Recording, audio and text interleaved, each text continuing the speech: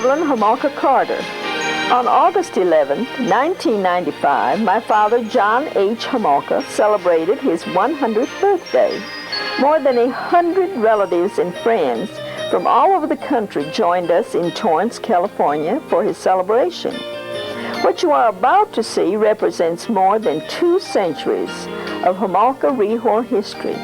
This amazing story will take you from our family's roots in Czechoslovakia to the first Homolka Rehor immigrants to the United States, to our family's homestead property near Wilbur, Nebraska, and finally to our family's retirement home in Torrance, California, and to John H. Homolka's 100th birthday party.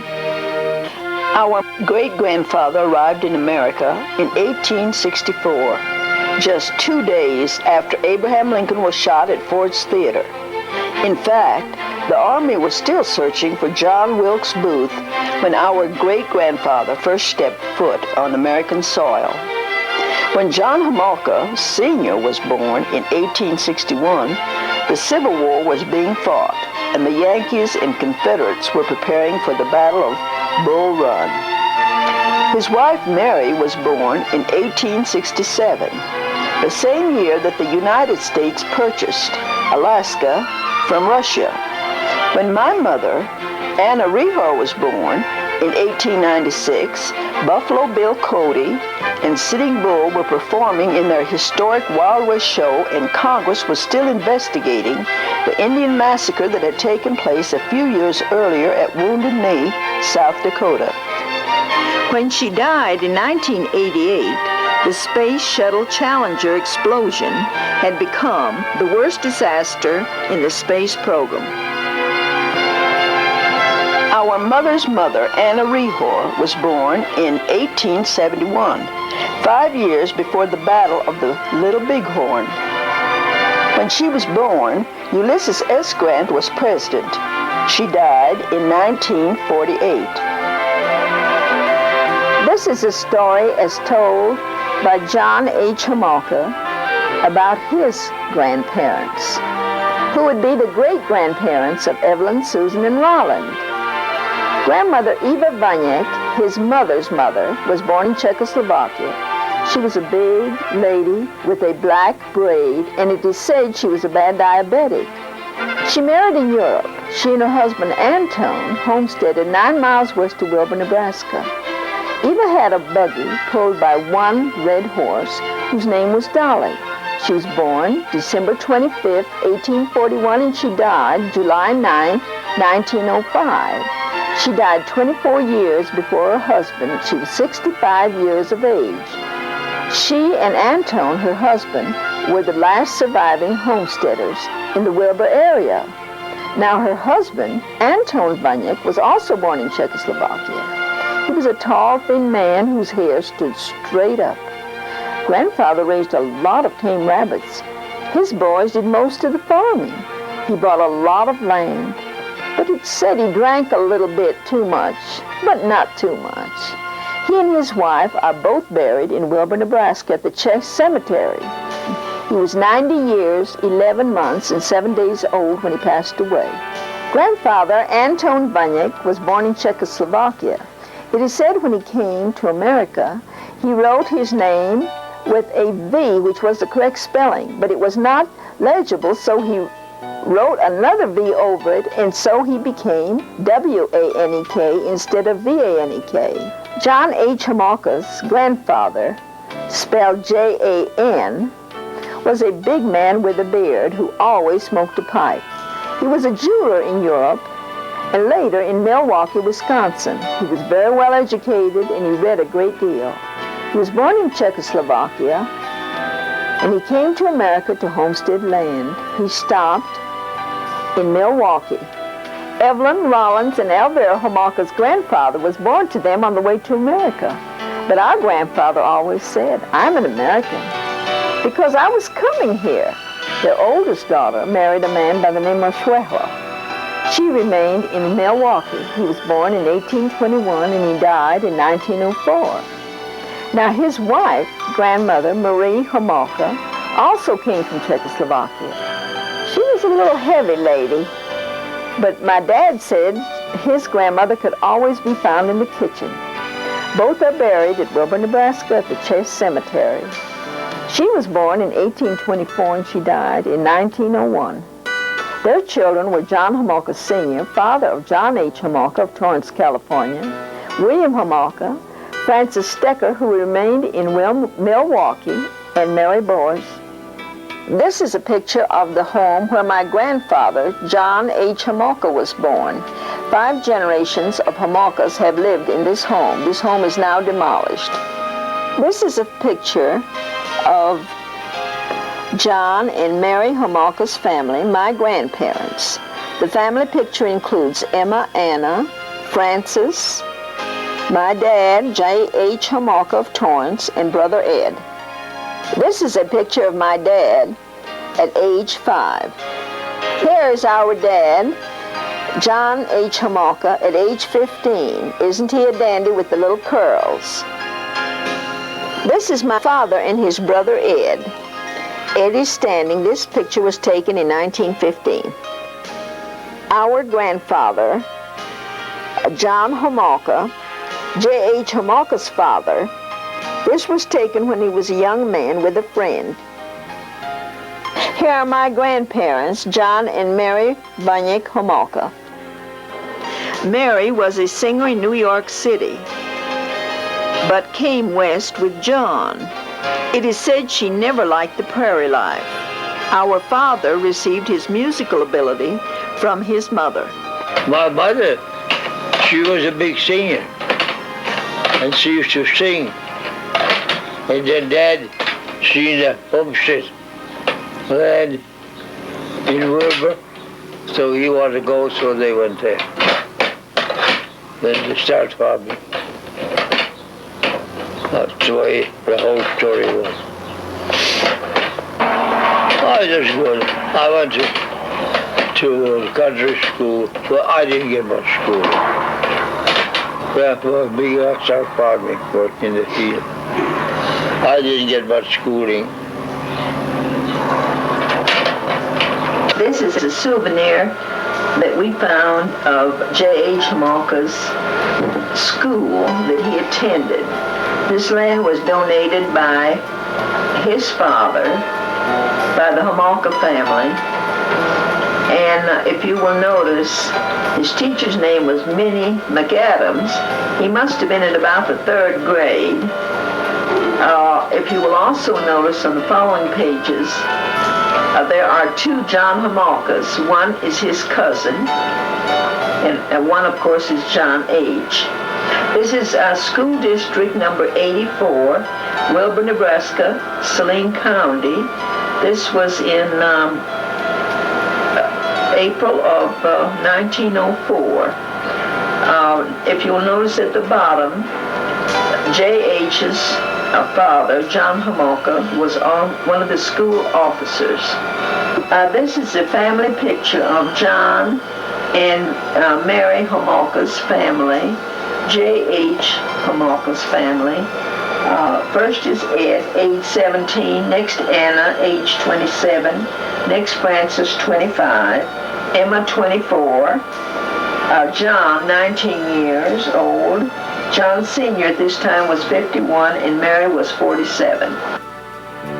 This is a picture of Mary Vanek, W-A-N-E-K, and John Homolka, J.H.'s parents. John and Mary Homolka, later in life at their retirement home in Wilbur, Nebraska.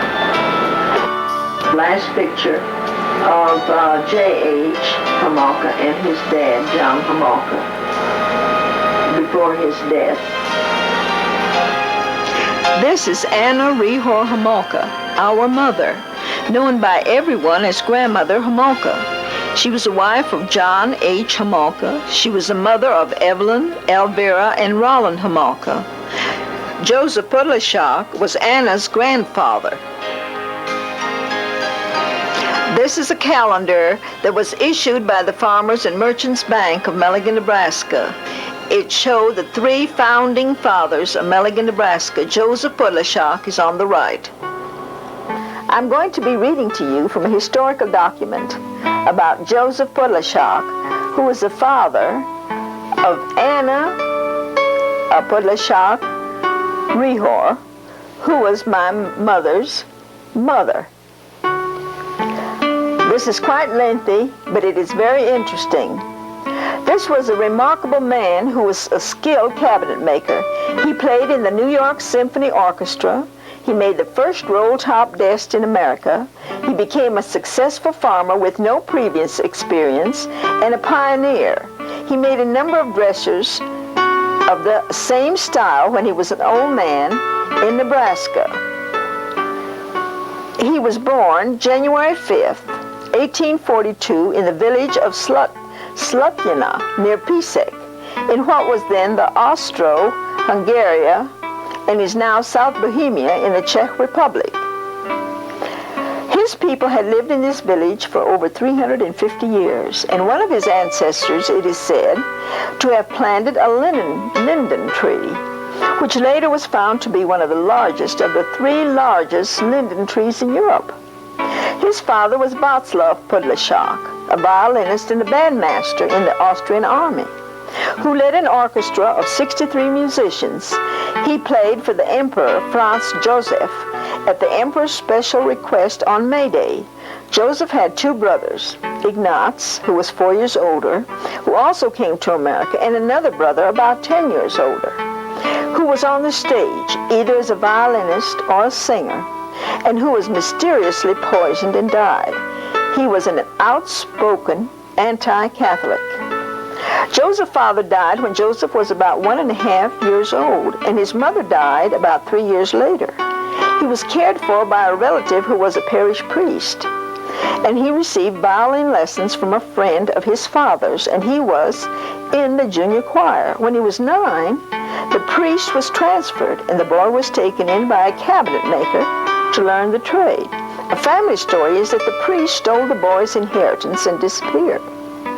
As was accustomed, he lived with the master cabinet maker while he apprenticed.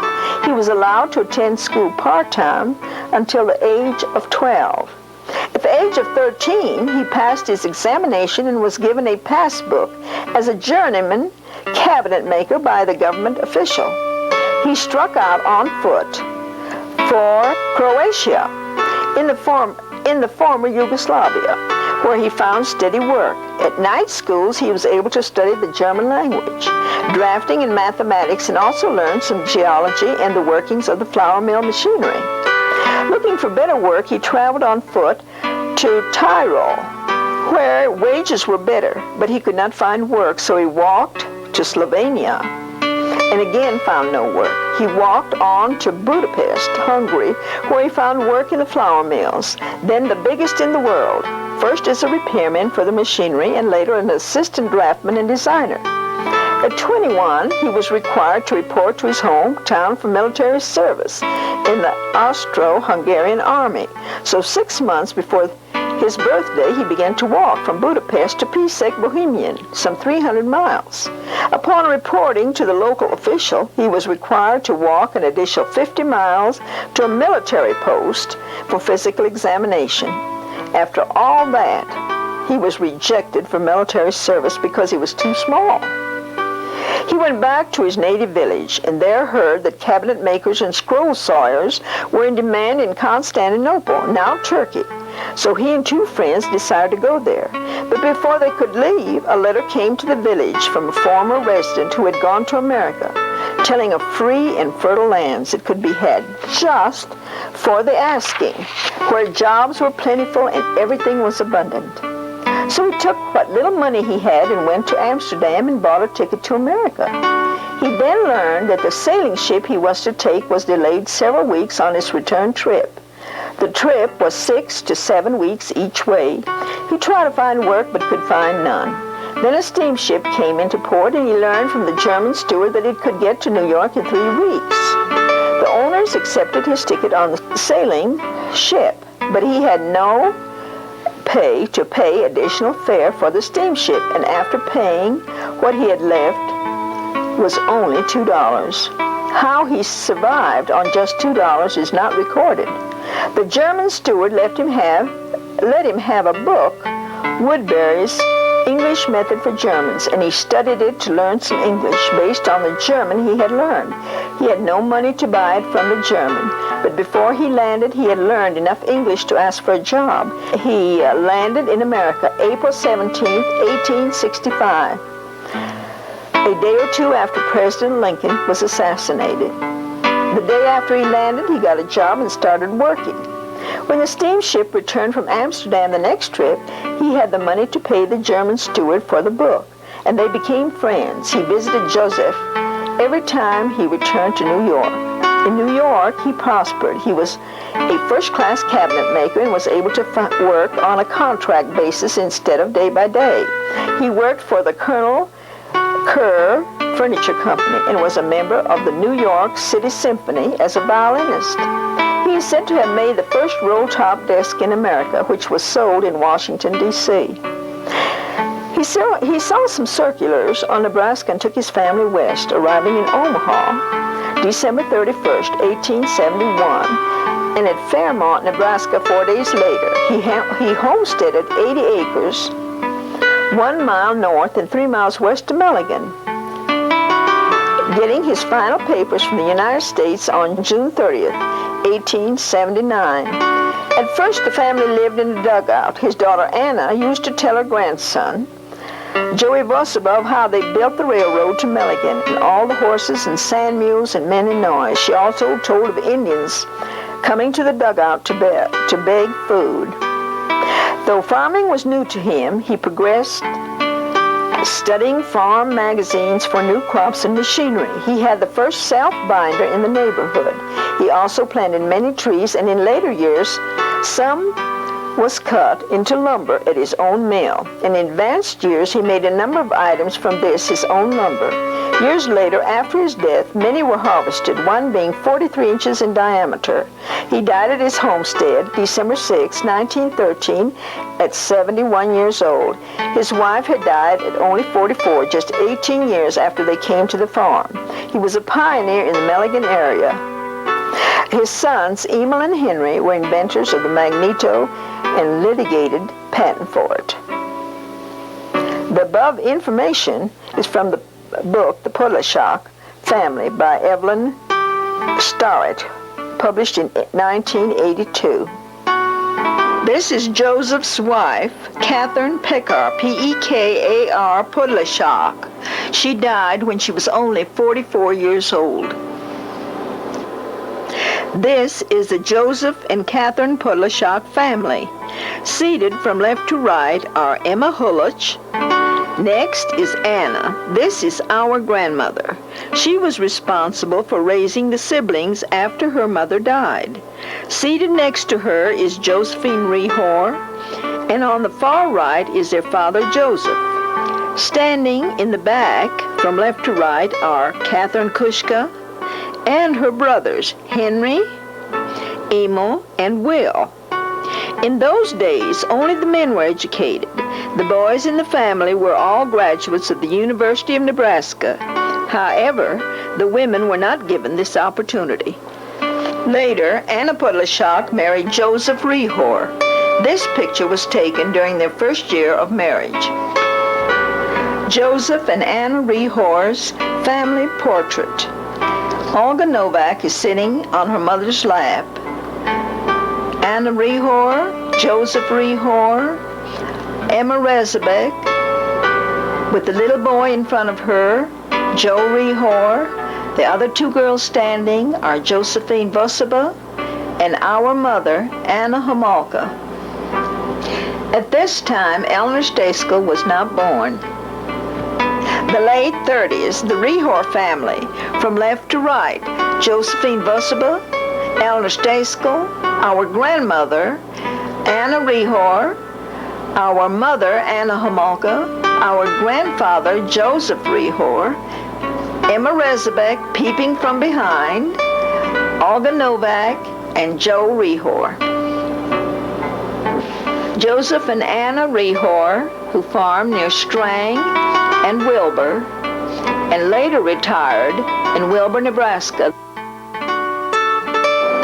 Joseph Rehor, our grandfather, he always smoked a pipe and he grew his own tobacco in his garden. Anna Rehor, our grandmother, this was taken in her late 60s. She grew many beautiful flowers and always had a large garden. In 1917, John Homolka and Anna Rehor decided to tie the knot after a horse and buggy courtship. In those days, wedding invitations were handwritten. Here is the actual invitation to the Homolka-Rehor wedding as written in the Czech language. Translated, Mr. and Mrs. Joseph Rehor would like your presence at the wedding of our daughter Anna. She is to marry John Homolka the 10th of April, year 1917, at our home. We hope you will be able to attend. The wedding is at 5 p.m. with a reception and dance to follow. This is the official wedding party. Left to right, John and Anna Homolka, Adolf Rezabek, and Emma Rezabek, Anna's sister, a cousin also named John Homolka, and another cousin from the Kushka family, Ed Homolka, John's brother, and Olga Novak, Anna's sister. Orange blossoms were shipped from California for Anna's wedding.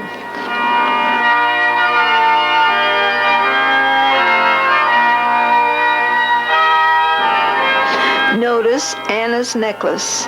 It was a little diamond drop with a pearl.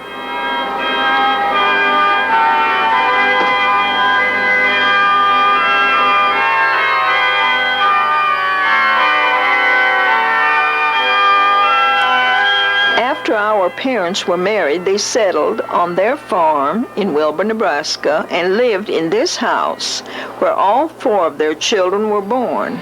First, there was me, Evelyn. My twin sister Ellen died at birth. 5 years later, my sister Elvira was born, and 10 years after that came our baby brother Roland. Here is our grandfather, Joseph Rehor, with Elvira and Roland. I guess I must have been behind the camera taking the picture. President Franklin Delano Roosevelt was president, and since there was no television, we often sat around the radio listening to Roosevelt's fireside chats. We grew up during the Depression, and while there was widespread poverty and hunger all around us, we always had plenty to eat and good clothes to wear. Mom and Dad and Roland moved to Torrance, California in the summer of 1941. Elvira and I would soon follow. On August 11, 1941, I married Gail Carter in Marysville, Kansas. Just a few months after that, the Japanese bombed Pearl Harbor, and World War II was declared, and Gail went into the service. I had to keep my marriage a secret because I was teaching in Iowa. And in those days, teachers weren't allowed to be married. In 1942, my sister Elvira married Lee Allen in Yuma, Arizona. And like Gail and I, Susan and Lee were also separated by the war. During that time, we would go as long as 2 months without hearing from our husbands.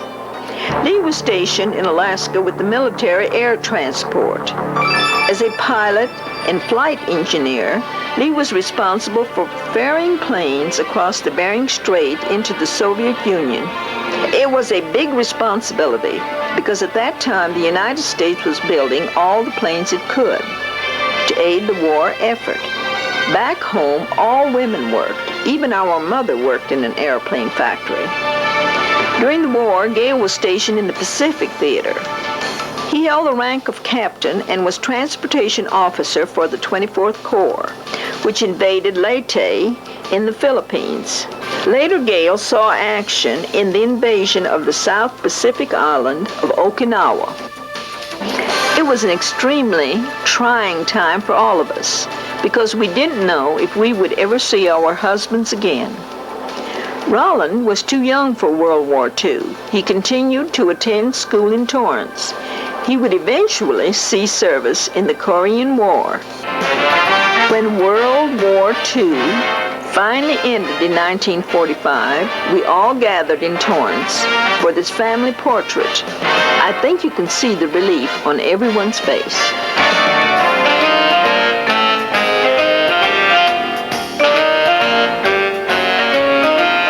A few years later, Josephine Vosova, Mama's sister, and her husband Joseph celebrated their 50th wedding anniversary.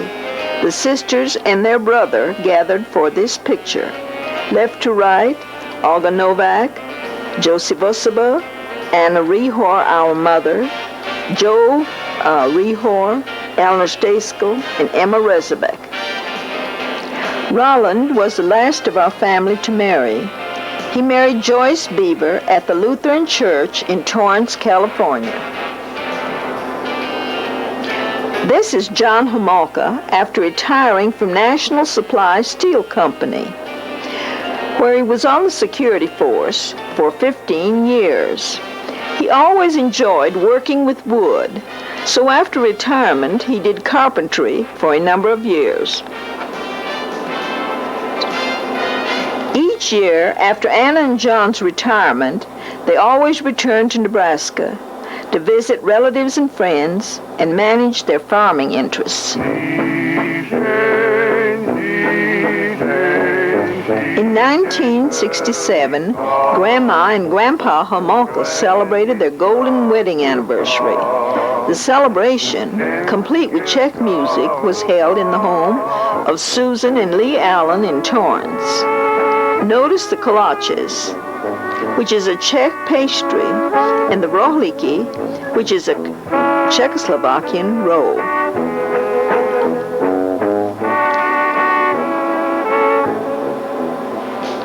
It is interesting how our family history corresponds with our nation's history.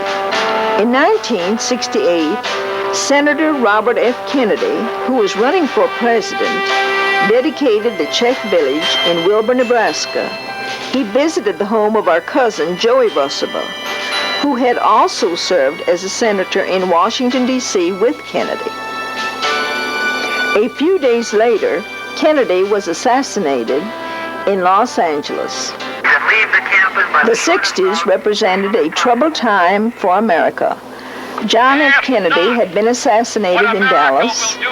There was Kent State, Woodstock, the landing on the moon, the Beatles, and war in Vietnam. And there was a new generation of Homolkas.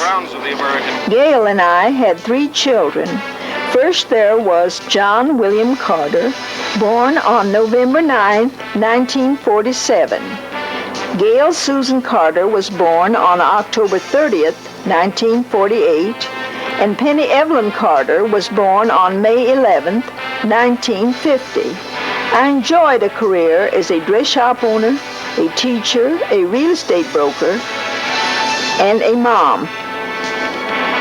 Penny married Russell Ruffin, a television news reporter. And they have 2 children, Cynthia Aline Ruffin, born September 3rd, 1975, and Penelope Ann Ruffin, known as Little Penny, born May 11th, 1969. On May 8th, 1990, Little Penny presented us with Chloe Hannah. Chloe was Grandpa Homolka's first great-great-grandchild. Today, my daughter Penny is a producer for Cherokee Productions. Her husband Russell is a reporter on Fox Network, and together they own and operate their own TV company, Cherokee Productions Incorporated. Susan married William Burton, and they had 3 children. Wendy Gale Burton, born August 24th, 1972. Christina Bell Burton, born June 3rd, 1975, and Kimberly Carter Burton, who was born on February 28th, 1982. Later, Susan married Evan Park Howell, a neurologist. My daughter Susan is now a recognized Louisiana artist. Her work has appeared in art galleries, magazines, and billboards. My son John had married Jean Albritton, and John spent 2 years on active duty during the Vietnam War. Their son, John William Carter II, was born on January 31st, 1973. My son later married Margaret McMullen, and they have 1 daughter, Megan Blair, born on June 2nd, 1990. Today, John continues his career in radiologic technology. He is director of South Bay Diagnostic Services Medical Group in Torrance, California. Elvira and Lee's family had expanded also. Elvira had a successful career as a nurse and as a nursing teacher and in real estate. She was also honored as the California Woman of the Year for Education. Daughter Susan Lee Allen, known to everyone as Baby Susie, was born on November 10th, 1954. She married Lawrence Corky Lopez. Their daughter, Amber Leanne, was born on July 9, 1984. Today, Susie and Corky continue to own and operate Alco Incorporated in California. Rolland made a successful career as a metallurgist. He established metal analysis in Huntington Park, California. He still owns this firm. Rolland Joyce's son, Greg Scott Homolka, was born on March 1st, 1964.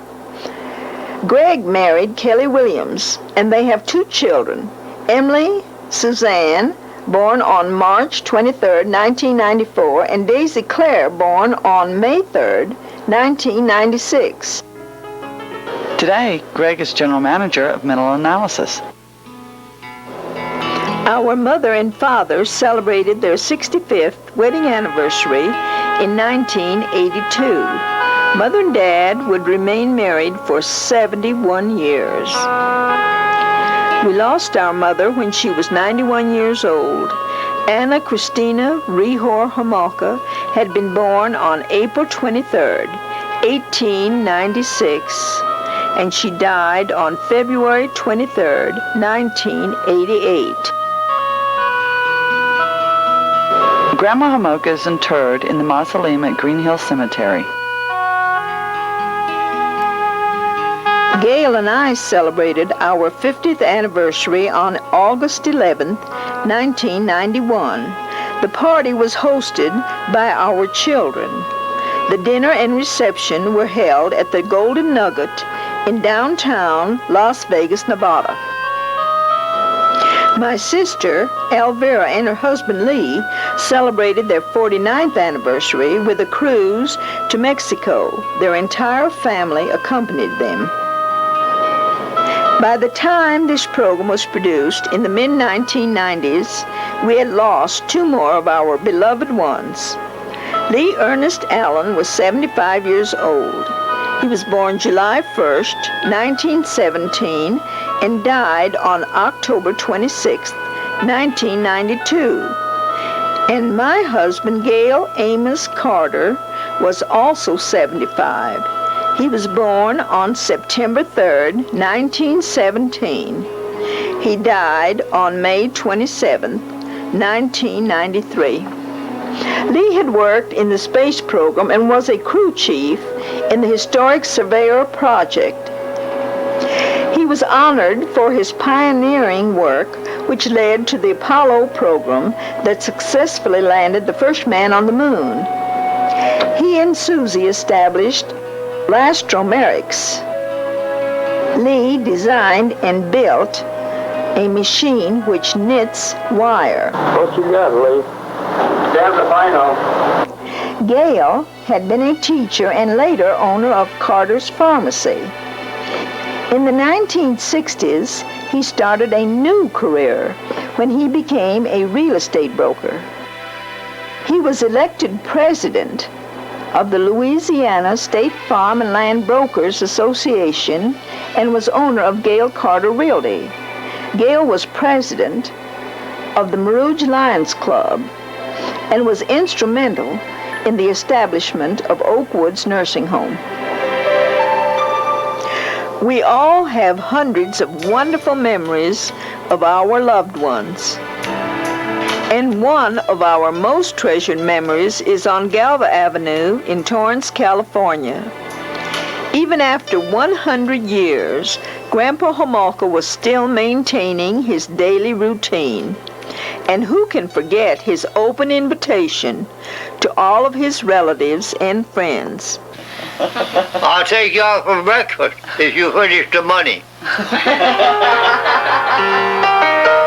Every day, Grandpa goes to breakfast and enjoys a hearty, high-cholesterol meal that would be dangerous to someone 1/5 his age. 2 eggs, 2 pancakes with syrup, 2 or 4 strips of bacon, buttered toast, orange juice, and coffee. He goes home and smokes 2 packs of Marlboro cigarettes and enjoys 2 highballs. So much for those low-calorie, low-fat diets. If you ever wondered where your good health comes from, well, now you know. I hope you have enjoyed this brief history of our family. And I urge our children and their children to continue recording the family history for future generations.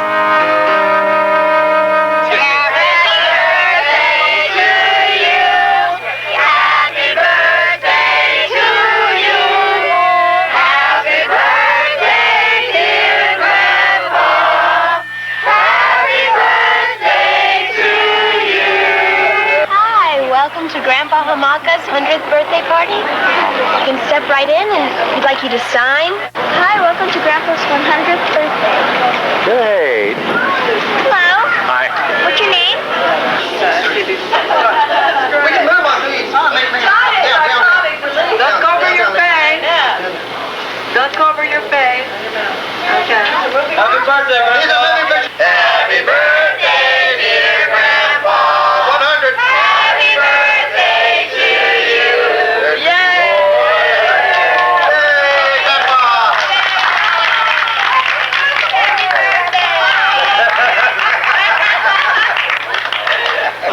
No more cars by there. That's And how old are you? 100 years old, tell And us. how old is that person next to you? 100 years old. Oh, get that. That's plain noise, but 100 years today. And what do you attribute this to? How did you live so long? Good hard work? Smoking, drinking. Whiskey and Let him, Grandma. Let him talk. All right, talk. Grandpa, what made you live so long? What do you think? Good life. Good life. good life. That's good.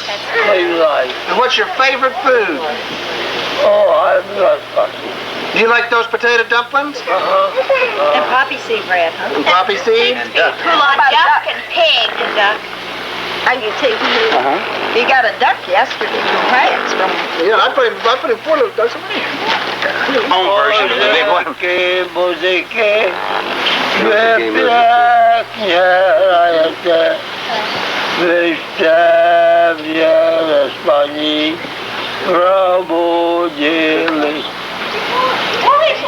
does that mean, Mama? Well, so Evelyn would like to know what that was. Was that happy birthday in Czech? No, it literally means music, music. It makes me very happy. Good. That's what I wanted to know. All right. That's what. How do you lead the square dance now, Grandpa? Oh, yeah. Do how you call it.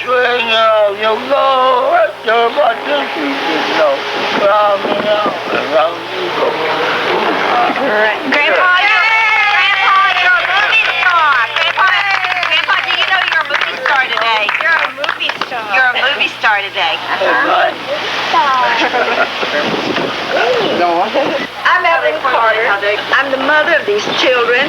Gail Carter was their father. This is John Carter, Susan Burton Howell, and Penny Carter Ruffin. Hi, I'm John. I'm the oldest of the 3 children by Evelyn Carter and Gail Carter. Hi, I'm in the middle of 2 wonderful siblings, John and Penny, and I'm Susan. Hi, I'm Penny Ruffin. I'm the daughter of Evelyn and Gail Carter. I'd like to introduce my 2 children. I'm John Carter. These are my 2 children. This is Megan, my youngest. 5, and John, the oldest. He's 22. Hi, I'm Susan Burton Howell, and I have 3 lovely daughters. My oldest is Wendy Burton, and she's 22. Wendy Gail Burton, Christina Bell Burton, and she is 20. And my baby is 13, and it's Kimberly Carter Burton. I'm Penny Ruffin, daughter of Evelyn and Gail Carter. This is my daughter, oldest daughter, Penelope Ruffin. And this is my younger daughter, Cynthia Eileen Ruffin.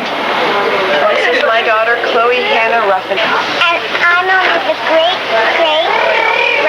child of Grant Homolka.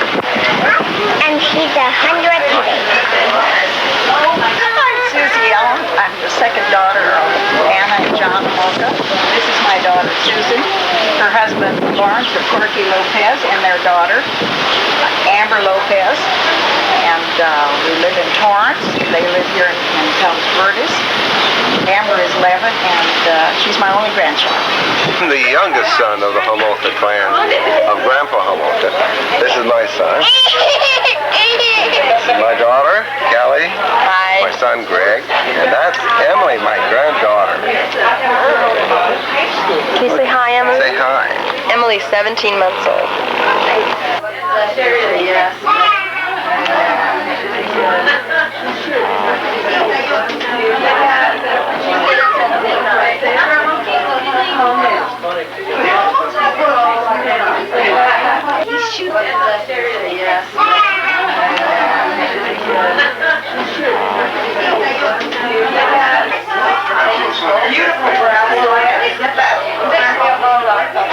Yeah, give him some raspberry tea, Chloe.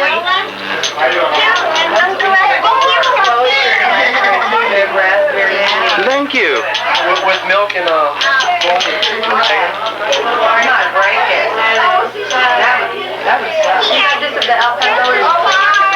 Megan. What? I don't know. I mean, What?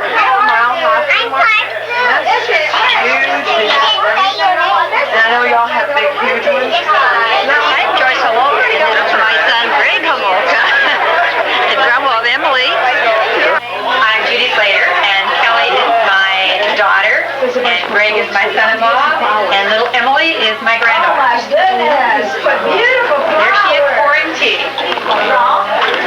What a talented child. Happy birthday, Grandpa. Happy 100. We all live that long. Hi, I'm Corky Lopez. Used to be Susie Allen.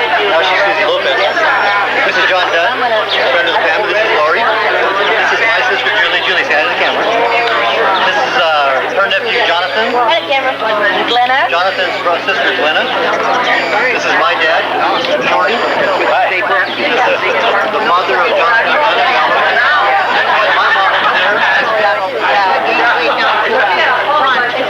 And that's another friend of the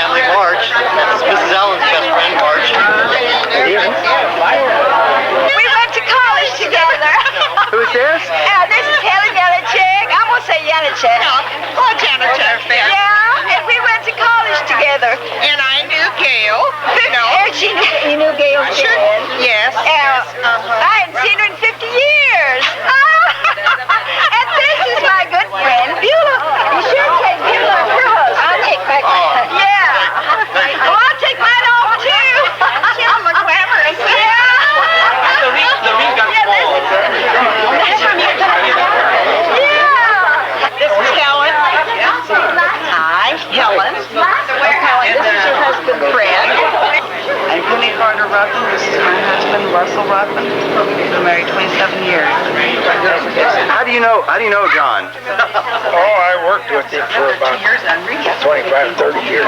Our daughter was Is he a character? Oh, yeah. I guess we're both characters in a way.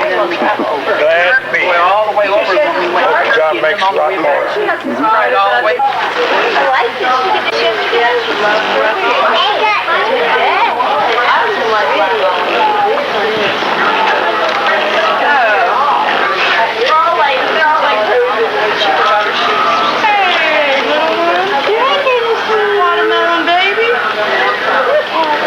That's a movie camera, isn't it? Has been. There's blood everywhere. Well, Kimberly, this is the craziest thing. Kimberly got a knot. 6 years later, she fell and hit it and it came back out again. I thought she was going to live her whole life. She had a hole in her head and it came back out again. Grandpa, Lily, you okay? Lily is hot? Jak se máte? Jak se máte? Would you look at that? That's all right. You're doing pretty good. Good day, good day. He's gonna have somebody else. All right, how you doing? How you been? Pretty good. Very important you were here. Cool. Happy 100. We all live that long. Make room.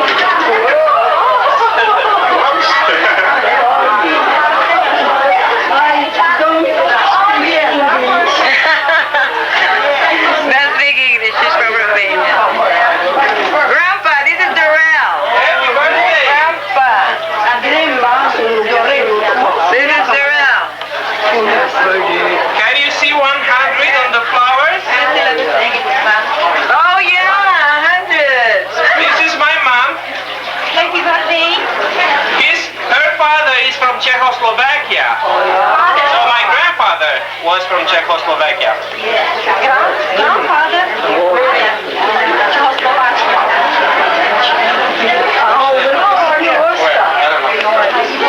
Great grandma. Grandma. Where is your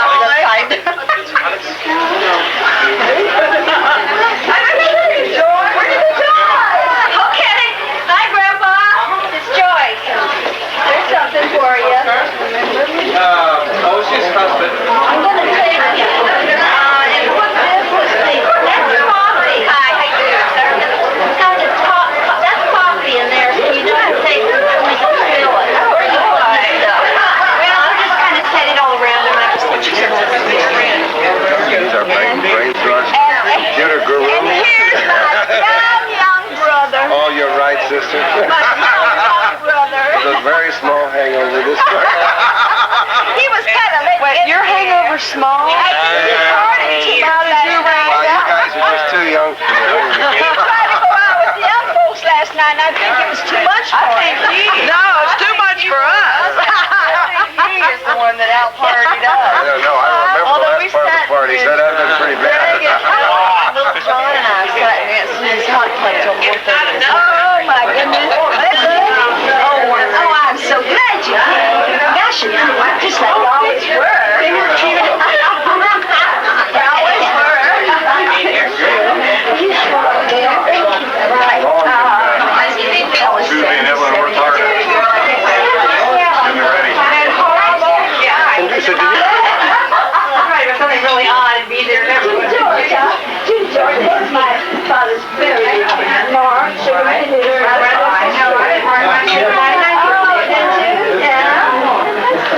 Just get rusty in the knee. I saw my cousin. Yes, we met her before. Yeah, nice. Well, I was just nice meeting you. Always good to see you. I'm Sally Borromeo and happy birthday. This is the first time I attended a 100th birthday. And I'm very happy to be here. Grandpa! Happy birthday, Grandpa! Happy birthday! Happy 100 years, Grandpa! Happy 101. Yeah, 101. I'm Lily. Happy birthday, Grandpa! I'm Anna, and I'm Grandpa's personal teller, bank teller.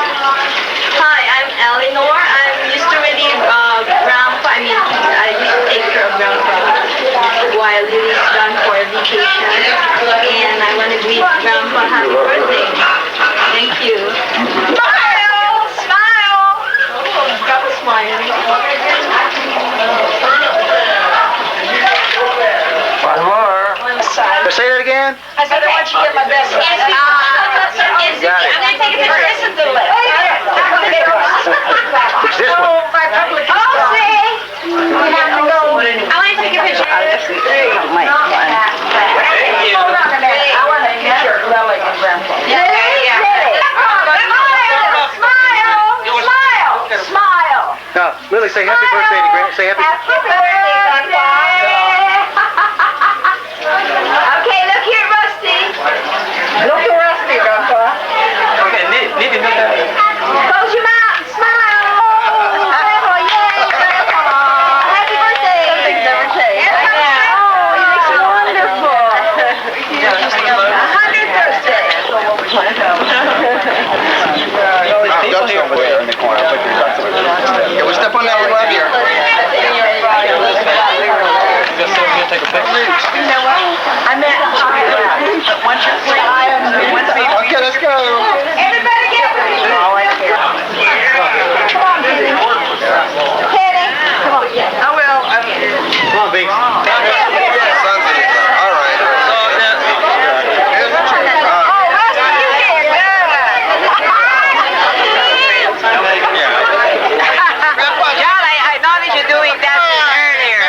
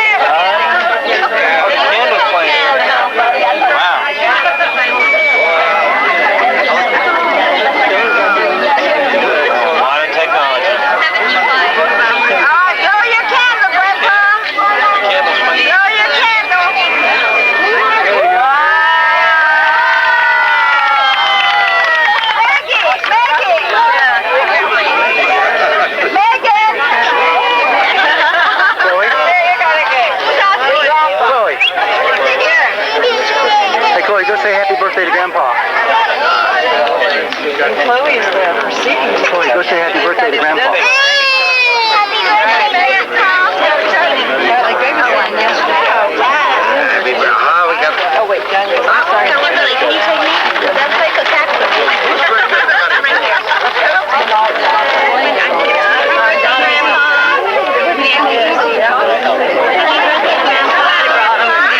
Grandpa's taking the fence down. Taking the fence down. You gonna let the horses go, Grandpa? Those are men.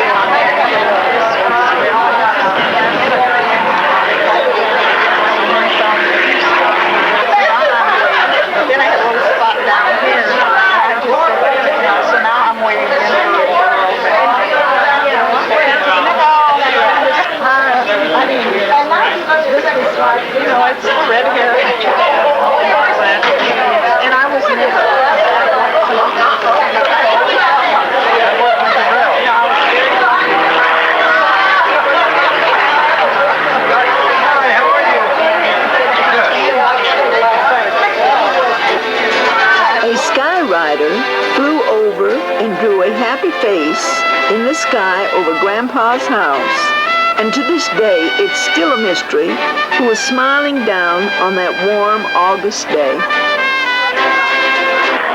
I'll take you for breakfast tomorrow morning.